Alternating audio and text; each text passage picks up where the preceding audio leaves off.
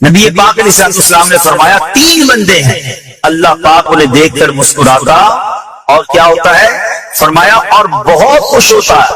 اب وہ 3 بندے کون سے ہیں چیک کر لیں ہم ان میں ہیں کہ نہیں. فرمایا نمبر 1 وہ بندہ جو رات کو اٹھے بستر چھوڑے اچھی طرح وضو کرے پھر نماز پڑھنے کھڑا ہو جائے اسے دیکھ کر اللہ پاک فرشتوں سے فرماتا ہے اے فرشتوں بتاؤ میرے بندے کو نیکی پر کس نے اکسایا ہے. فرشتے عرض کرتے ہیں مولا تو بہتر جانتا ہے. اللہ پاک فرماتا ہے ہاں میں جانتا ہوں مگر تم مجھے بتاؤ.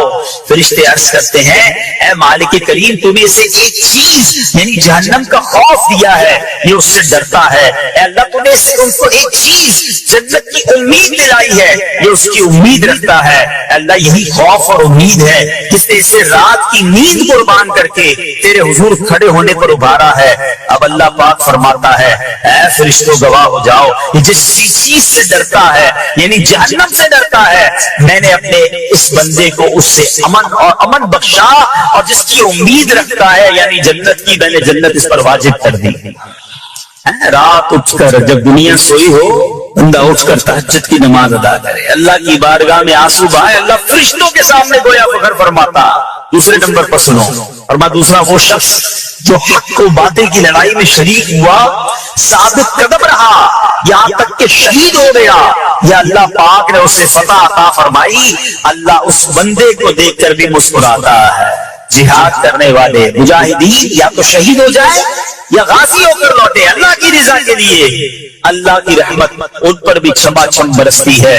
اور تیسرے نمبر پر فرمایا تیسرا وہ بندہ جو رات کو سفر کرتا ہے یہاں تک کہ رات کے آخری حصے میں جب کہیں ٹھہرتا ہے تو اس کے ساتھ والے سو جاتے ہیں مگر وہ کھڑا ہو کر نماز پڑھنے لگتا ہے اس بندے کو دیکھ کر بھی اللہ پاک مسکراتا ہے. اجتماعی عبادت کے بڑے فائدے ہیں اجتماع میں آنا محفل میں آنا دعا میں شرکت کرنا بہت اچھی بات مگر اپنی عادت ایسے بھی بنائیں کہ کچھ عبادتیں ایسی کریں کہ میں جانوں اور رب جانے. یہ جو رات اٹھ کر دعا کا لطف ہے رات اٹھ کر جو نماز پڑھنے کا لطف ہے جب ساری دنیا سو رہی ہے اور بندہ اپنے رب کی بارگاہ میں حاضر ہے. علماء کہتے ہیں دن کے نوافل کے مقابلے میں رات کے نوافل افضل ہیں کیونکہ رات سکون ہوتا ہے رات رکعت قلبی ملتی ہے. سبحان اللہ رحمت الہی چھما چھم برستی ہے.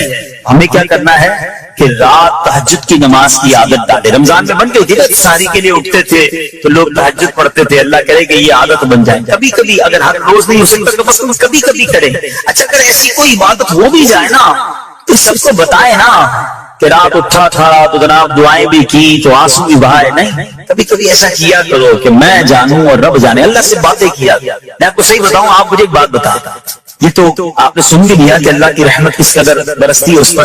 زندگی نے بھی جب کبھی ہم پریشان ہوں اور رات نیند نہ آئے کبھی کبھی ایسا ہوتا ہے پریشانی میں نیند نہیں آتی کروٹیں بدل رہا ہوتا انسان اور اس کروٹ بدلتے بدلتے میں آپ کی جب والدہ حیات ہوگی یا ماشاءاللہ جن کے پاس ماں موجود ہے ماں جیسی ہستی کہاں ملتی ہے.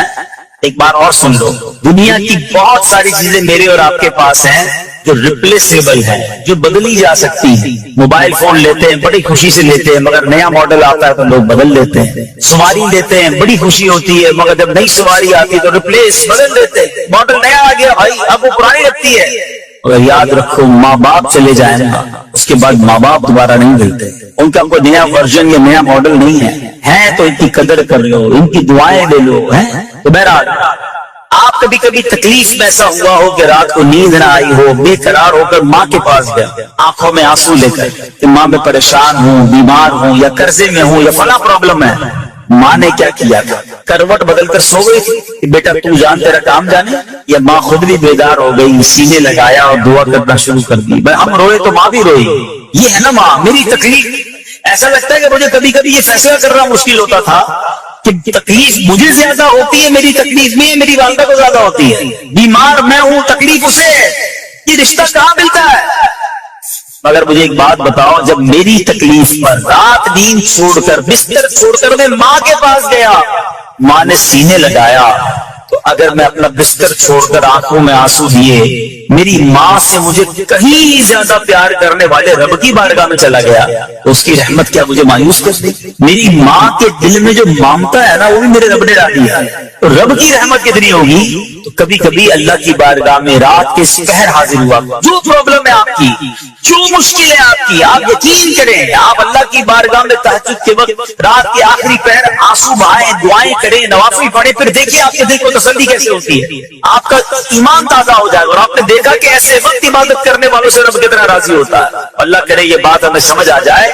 اسی طرح عظیم صحابی حضرت عبداللہ بن مسعود رضی اللہ عنہ سے روایت ہے، پیارے آقا مکی مدنی مصطفیٰ صلی اللہ علیہ وسلم نے فرمایا، ایک بندہ رات کو اٹھتا ہے، اچھی طرح وضو کرتا ہے، پھر اللہ پاک کی حمد کرتا ہے، اس کی بزرگی بولتا ہے، اپنے نبی علیہ السلام پر درود پڑھتا ہے، قرآن کھول کر پڑھنا شروع کر دیتا ہے، یہ وہ بندہ ہے جسے دیکھ کر اللہ پاک مسکراتا ہے اور فرماتا ہے، دیکھو میرا بندہ عبادت کر رہا ہے جبکہ اسے میرے سوا کوئی نہیں دیکھ رہا۔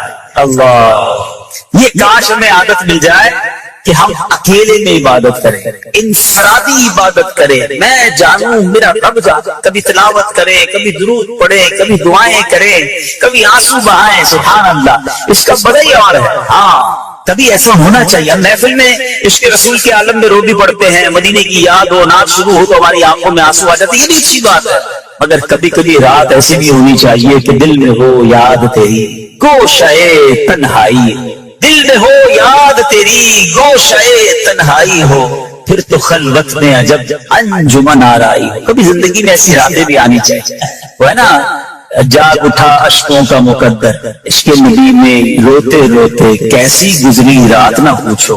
کبھی کبھی ایسی رات بھی گزرنی چاہیے کہ آقا کی یاد میں آنسو بہ رہے ہوں، مدینے کی یاد میں، گھر والوں کو بھی پتہ نہ چلے، ہلکی ہلکی آواز میں کبھی نعت شریف لگا لیا کریں، کبھی مناجات لگا لیا کریں، ہم پتہ نہیں کیا دیکھتے دیکھتے سوتے ہیں۔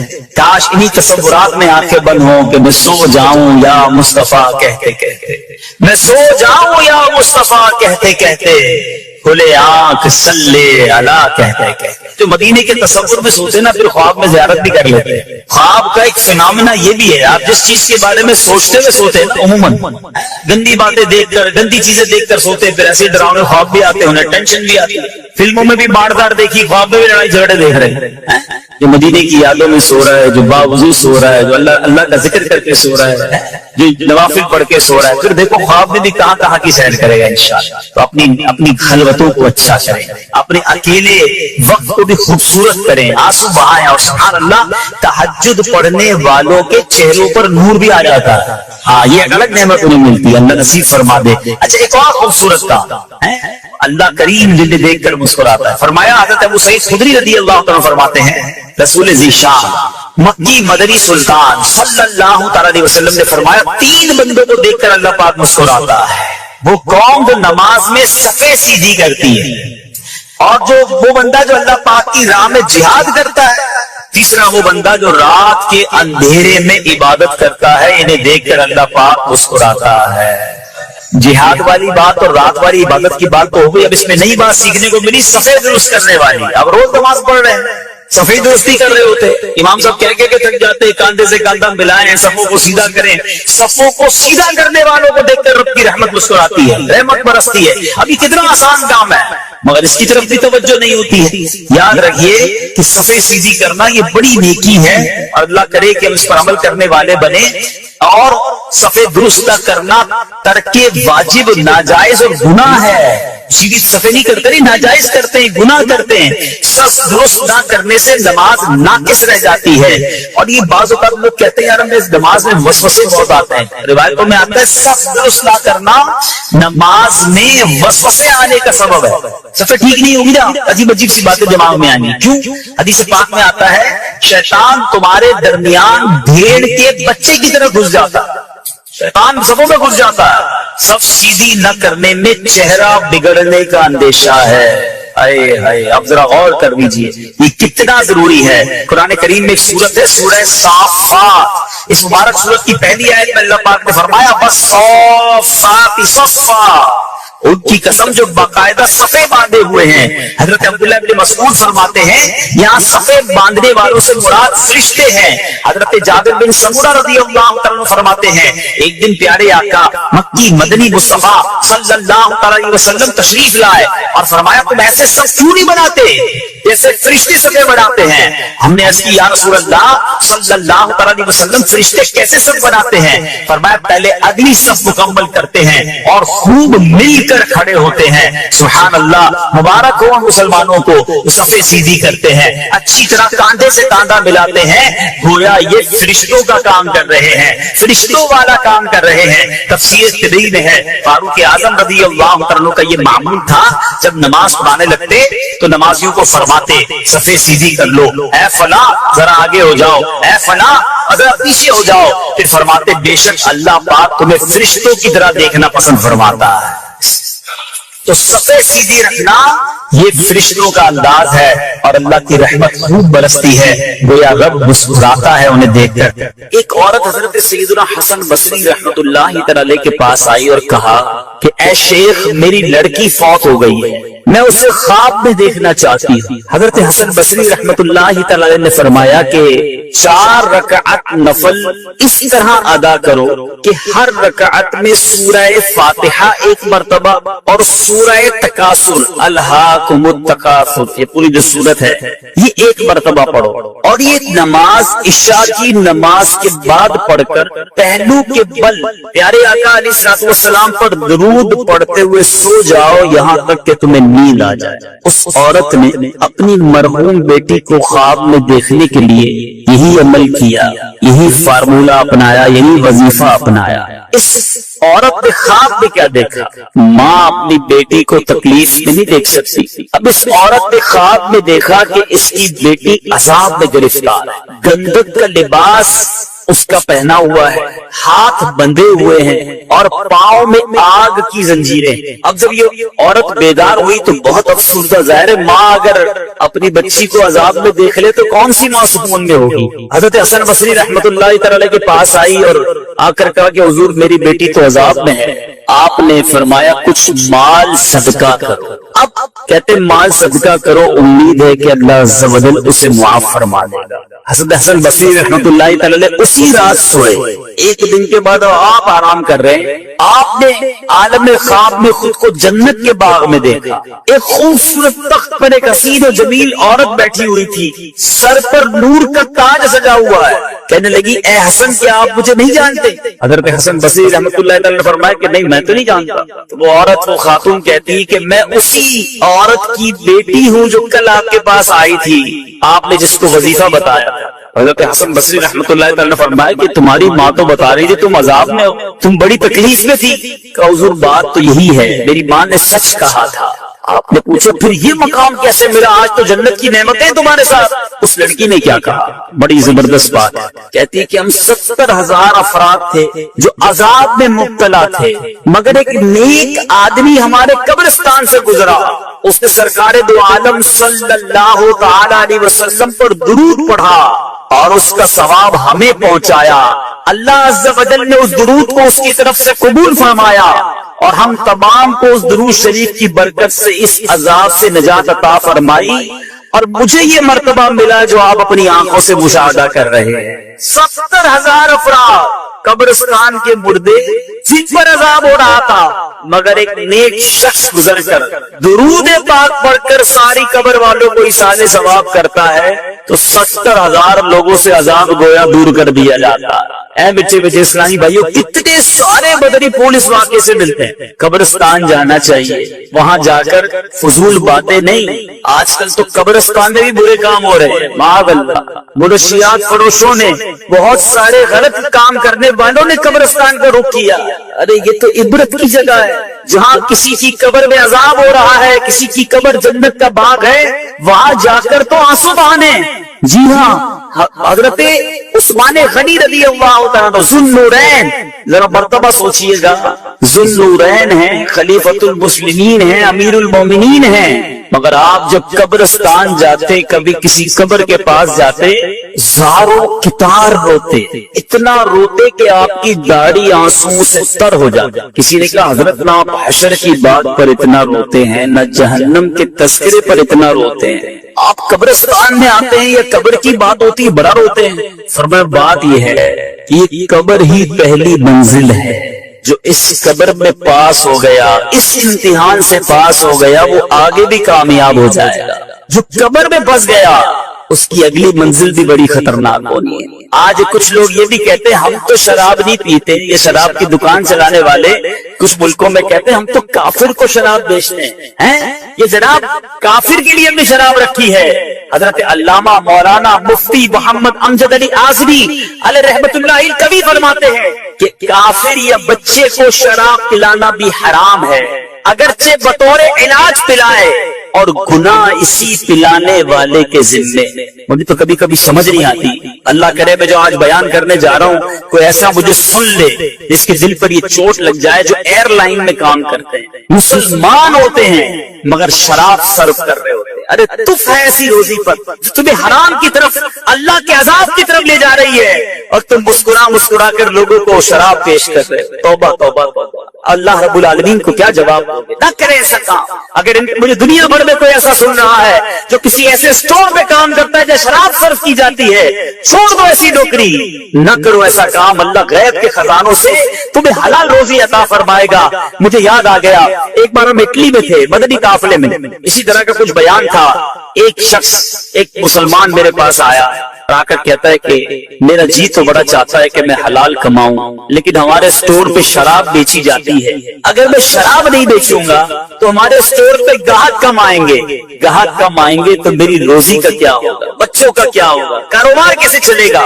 میں نے اس سے ایک سوال کیا، اور میں تمام شراب بیچنے والوں، تمام غلط کام کرنے والوں سے وہی سوال آج کرنے لگا ہوں۔ میں نے پوچھا یہ بتاؤ کہ اگر روزی دینے والا کون ہے، پہلے یہ بتاؤ۔ اس نے کہا اللہ۔ میں نے کہا تم حرام کام کر رہے ہو، تمہیں روزی مل رہی ہے، کیا حلال کرو گے اللہ روزی بند کر دے گا؟ اللہ کی فرما برداری کرو گے کیا وہ رزق کے دروازے بند کر دے گا؟ آج تم اس کی نافرمانی کر رہے ہو، وہ تمہیں دے رہا ہے۔ تھوڑی دیر اس کی آنکھوں میں آنسو آ گئے، کہتا ہے آج کا دن ہے، اس کے بعد میرے اسٹور پہ آئندہ کبھی شراب نہیں بیچوں۔ کچھ دنوں بعد پھر ملاقات ہوئی، کہتا ہے جب سے شراب بیچنا بند کی ہے اللہ نے سکون بھی دے دیا ہے، روزی میں برکت بھی دے دی ہے۔ ہمت تو کرے نا، پہلے ہی سوچ لیتے ہو کہ ہمارا کیا ہوگا۔ ارے اللہ پر بھروسہ رکھو، جب رزق دینے والا وہ ہے تو ہم کیوں ایسا کاروبار کریں؟ بہرحال میٹھے میٹھے اسلامی بھائیوں، نبی پاک علیہ الصلوۃ والسلام فرماتے ہیں اللہ عز و جل نے شراب اور اس کی قیمت یعنی کمائی، مردار اور اس کی کمائی، خنزیر اور اس کی کمائی کو حرام قرار دیا ہے۔ خدا را اس کی کمائی نہ کمانا، کبھی اس میں ہاتھ نہ ڈالنا۔ میٹھے میٹھے اسلامی بھائیوں، قرآن مجید فرقان حمید کس طرح شراب اور جوئے کے بارے میں ہماری رہنمائی کرتا ہے۔ سورہ پارہ 2 سورہ بقرہ آیت نمبر 219 میں ارشاد ہوتا ہے یسألونک عن الخمر والمیسر قل فیہما اثم کبیر۔ ترجمہ کنز الایمان، تم سے شراب اور جوئے کا حکم پوچھتے ہیں، تم فرما دو کہ ان دونوں میں بڑا گناہ ہے، اثم کبیر۔ آگے فرمایا منافع للناس، اور لوگوں کے کچھ دنیاوی نفع بھی، وَإِثْمُهُمَا أَكْبَرُ مِن نَفْعِهِمَا، اور ان کا گناہ ان کے نفع سے بڑا ہے۔ گویا شراب میں کوئی فائدہ نہیں، جس جوئے میں کوئی فائدہ نہیں، بلکہ ایک جگہ یہ شیطان کے کام، شیطان کے آلے قرار دیے گئے۔ پیچھے پیچھے اسلامی بھائیوں، نہ شراب کے قریب جانا ہے، نہ جوئے کے قریب جانا ہے۔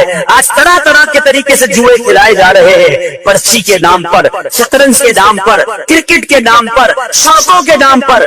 آج بندہ کہتا ہے جناب ٹیلی فون کرتا ہوں اور اپنے پیسے لگا دیتا ہوں، تھوڑی دیر میں پیسے کما لیتا ہوں۔ اے میرے پیچھے اسلامی بھائیوں، یہ حرام، یہ جہنم میں لے جانے والا کام ہے۔ یاد رکھنا جوئے کی کمائی بھی حرام ہے، اور ہم نے کئی جواریوں کے گھر بکتے دیکھے، کئی جواریوں کو تباہ و برباد ہوتا دیکھا۔ ارے نہ بھی ہوئے تباہ، کروڑ پتی بھی بن گئے، تو یہ پیسے تمہیں جہنم میں لے جائیں گے۔ یہ دنیا میں چھوڑ کر جاؤ گے تو آخرت میں عذاب کا باعث بنیں گے۔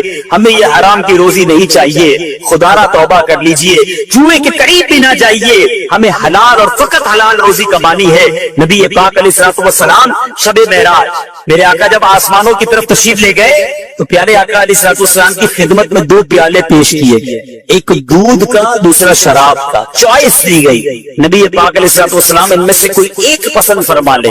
میرے آقا علیہ الصلوۃ والسلام نے دودھ کو پسند فرمایا، تو عرض کی گئی آپ अलैहिस्सलाम ने फितरत को पसंद फरमाया है, क्योंकि अगर आप शराब को पसंद फरमाते तो आपकी उम्मत गुमराही का शिकार हो जाती। नीचे नीचे इस्लामी भाई, और नबी पाक अलैहिस्सलाम ने शराब की तरफ गोया हाथ भी नहीं बढ़ाया और दूध को पसंद फरमाकर फितरत को पसंद फरमाया।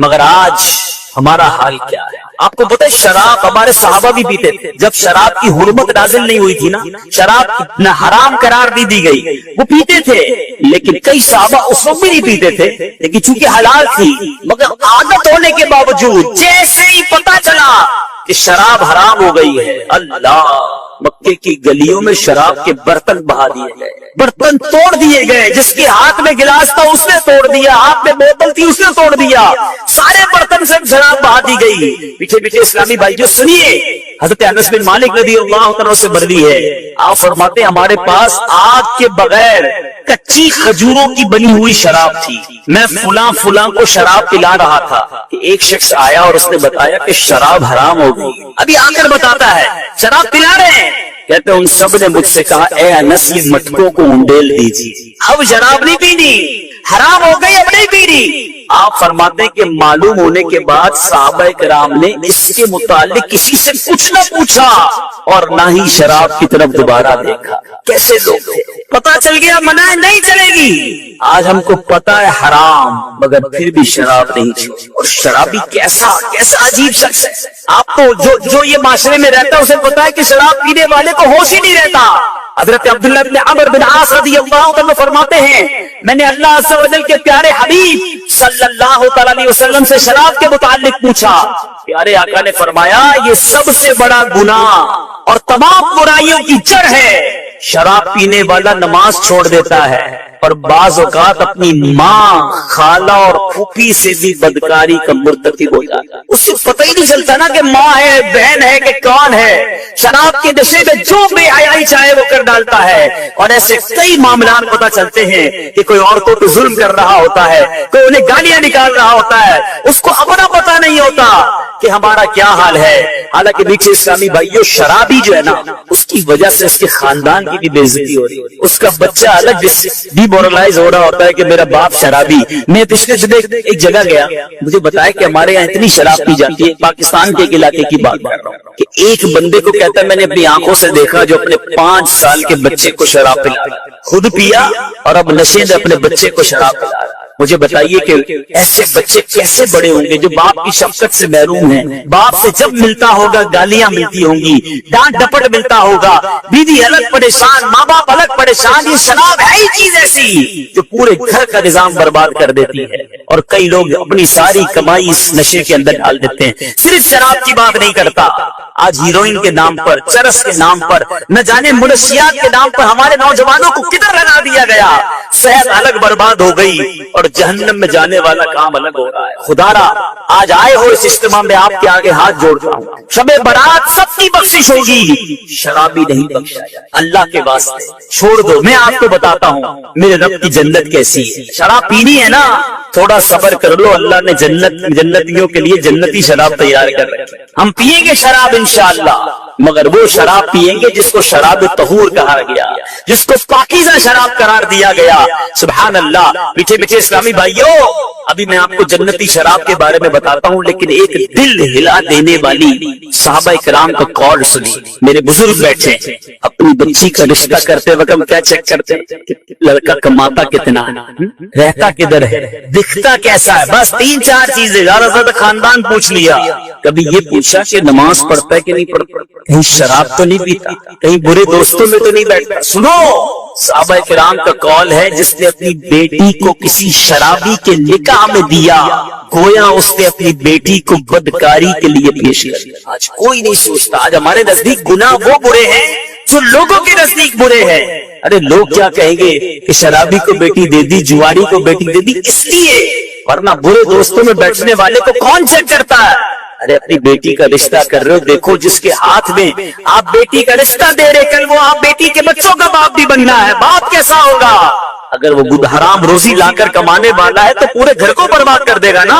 कभी शराबी से रिश्ता भी ना करें और शराब पीने वाला भी अल्लाह के वास्ते तौबा करे। पीछे पीछे इस्लामी भाइयों, नबी पाक का एक और फरमान सुनिए, दिल दहला बहलाने वाला बयान।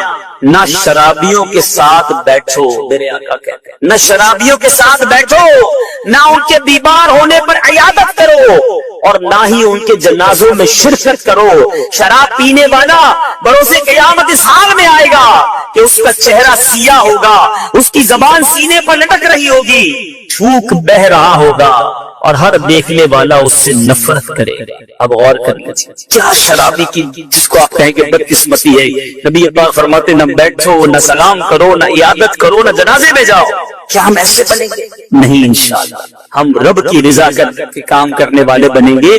कभी भी जिंदगी में शराब के करीब भी नहीं जाएंगे। जोर से नियत करें, इंशाअल्लाह कभी भी करीब नहीं जाएंगे।